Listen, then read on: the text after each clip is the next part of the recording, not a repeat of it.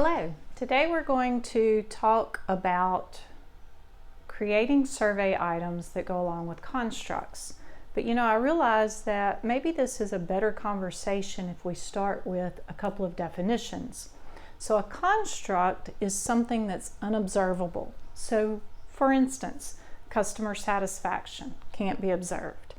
A person's attitude towards something, say their attitude toward the environment, cannot be observed. A person's intention cannot be observed. So constructs are talking about things that are unobservable. So we create items to help us describe their perception or intention or something like that. But we want to contrast that with things that you can observe.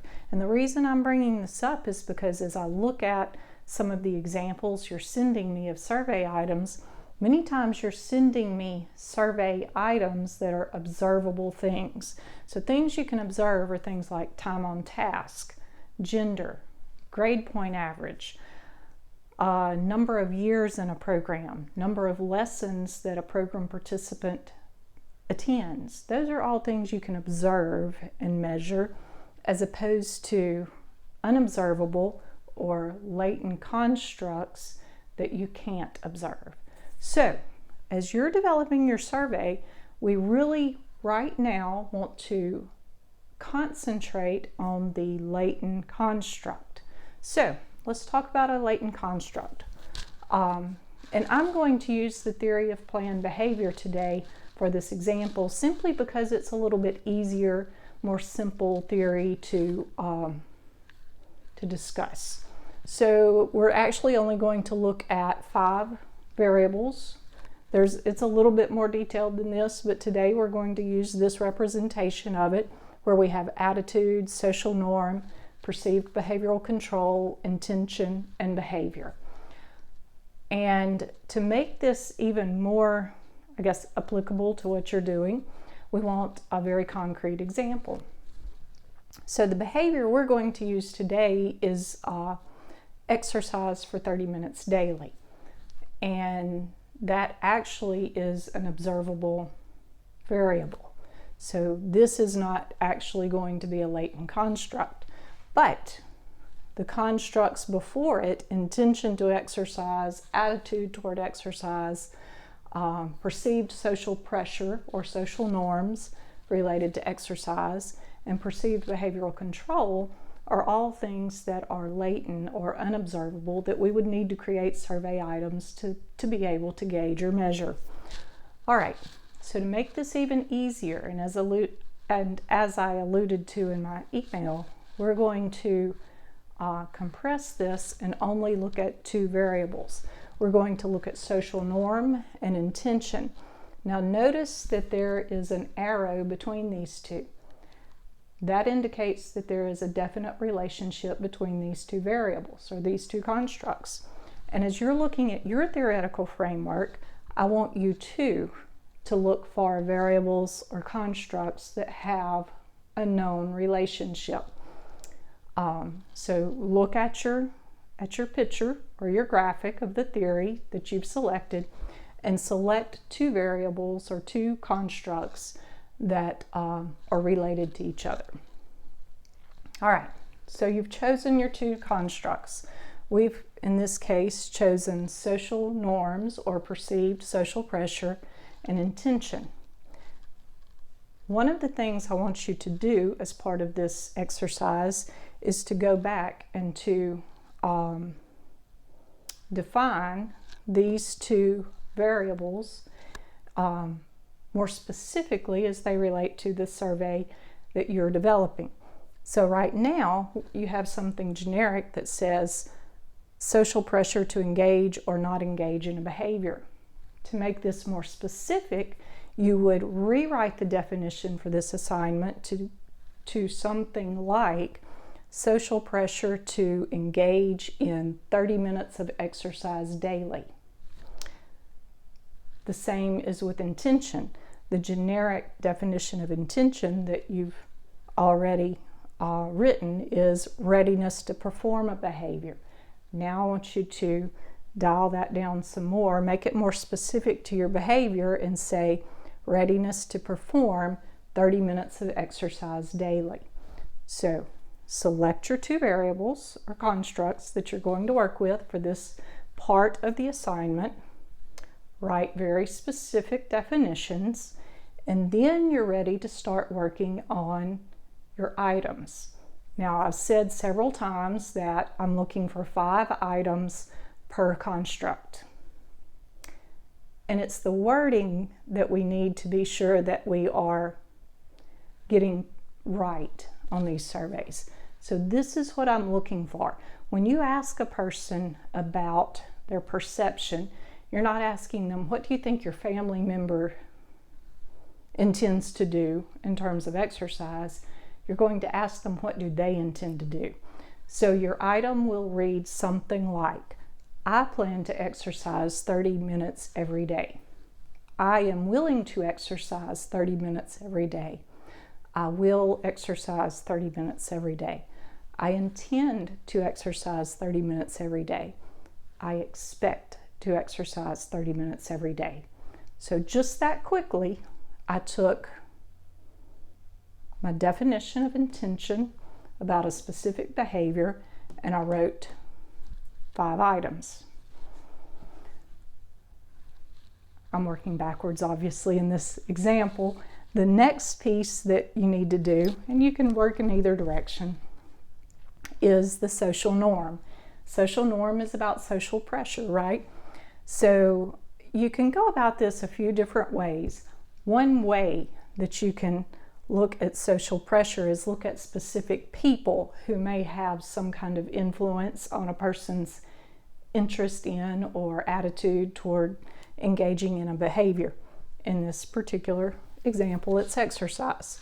So an example of an item would be, my family thinks I should exercise 30 minutes every day. And then you just go up or down the list and think of other people who are important influencers on a person's intention to exercise. Could be their friends, it could be their colleagues. If they're children, it could be their teachers. If they're college students, it could be members of a social group that they're a part of. So you have to really think about this in terms of who your target audience is, what the behavior is, and what is the environment in which they are functioning. Because all of these items will make more sense to your survey respondents if you've really given that piece some thought. Okay. The last thing I've asked you to do for this assignment is to write objectives. I will typically, in any study I do, write 4 objectives, 4 study objectives. I'm going to describe all my demographic variables, and I think I'd said my email, we'll talk about that a little later on. I'm going to describe all of my constructs in terms of mean and standard deviation, and this class is not about the statistics of it, but if you go back and you look at the examples of study objectives that I gave you, hopefully that's going to put it more into perspective of what I'm looking for you to do is write a descriptive information about either demographic variables or constructs. So description of whatever those variables are. The next thing I'll usually look at is there a difference in one of these constructs based on a demographic variable? So I'll give you a really good example of this. I've done quite a bit of research with this particular model over the years, and every time I look at, is there a difference in intention based on gender? So do males and females have different intentions to perform a behavior? And depending on what the behavior is, sometimes they do and sometimes they do not. So it's always one of those that I'm going to look at. And for those of you who've had stats before, you'll know that because I have 2 responses in terms of gender. In this particular example that I'm giving you, I'm going to do an independent samples t-test to see if there's a difference in intention based on male or female. If I had 3 response categories for gender, I would do an ANOVA. Not that the stats is part of this class, but just to kind of put it all into perspective for you. The third type of objective that I always write is about relationships, and that's the example that I've given you here. My objective here says to determine if a relationship exists between social norms and intention. Is there a statistically significant relationship between these 2 variables? And most every time you use this particular theoretical framework, you're going to find that there is a very strong, statistically significant relationship between these 2. So that's the purpose, is to write objectives that talk about your model. The final thing that I'll always write an objective about is prediction. Do these 3 constructs predict intention? I rarely do this as a regression. Instead, I do it as a structural equation model, which is actually just a more comprehensive form of regression. And I'll put all of this into one model, and I'll test it all at once. And I'll ask, does attitude, social norms, and perceived behavioral control predict intention, and does then intention predict behavior? So I'll look at that all as one go to see, is there a predictive model here? So I hope that gives you a better sense of what I'm looking for in this assignment. And so we'll go and we'll review one last time what I'm looking for you to do. Take your model, select 2 constructs. You have to know your behavior, obviously, to make it all make sense. Write 5 items for each of the 2 constructs that you have selected. Remember that you are writing that in terms of I statements. Now, some of you I know are looking at things where potentially it's people who've done things for other people. You may need to make a little bit of modification on that. Go ahead and do it, it's fine. I'll then review that and let you know if I have any suggestions for tweaking your wording. The final thing I ask you to do is to select your response categories. Response categories are by construct. You're not going to have different ones for each item. You're going to use the same set of response categories for the entire construct. So all 5 of these items would use the response categories like strongly disagree, disagree, agree, and strongly agree. Ideally, you use the same response categories for all of the constructs in your theoretical model, but that's not always completely possible. The reason you do that is just because it makes a lot of your statistics a little easier, but you can change response categories from one construct to the other.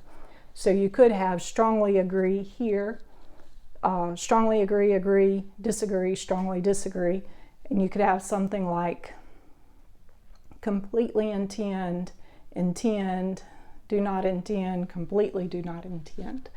Not that I advocate for that set of response categories, it's just an example. Response categories, definition of your constructs, and then an objective that discusses something related to this. In this case, it makes sense that you're going to look at a relationship, right? Later on, we may come back and add these other objectives to your study. Seems like there was one other thing I wanted to mention to you all about survey development. I think I've lost that thought. That happens to me occasionally. I'm going to stop here. I want to upload this video for you to review, to think about, to work on your survey. Know that we're going to come back and complete the rest of the items. We're going to add some demographic type items. Many of you already have those already laid out. Don't get rid of them, just don't turn them in right now. Concentrate instead right now on your constructs, and then we'll do this iteratively over the next 2 or 3 weeks. That said, this does not take the place of all your other modules. We can't pump those out anymore. So we may adjust the timeline on submitting some of that a little bit, but not a whole lot. So keep that in mind. We'll be sending lots of emails to help you remember and keep you on track. And the feedback that I had promised to you today will come to you in the morning. So it is coming. I've got all that done. I've just got to apply the grades to it so that I can get it back to you. All right, questions after you've viewed the video, thought about it a little bit, let me know. We can always have a phone call for a few minutes tomorrow or Friday so that you have your questions answered before you work on this over the weekend. And as a reminder, it's going to be due on Monday. All right, thank you so much.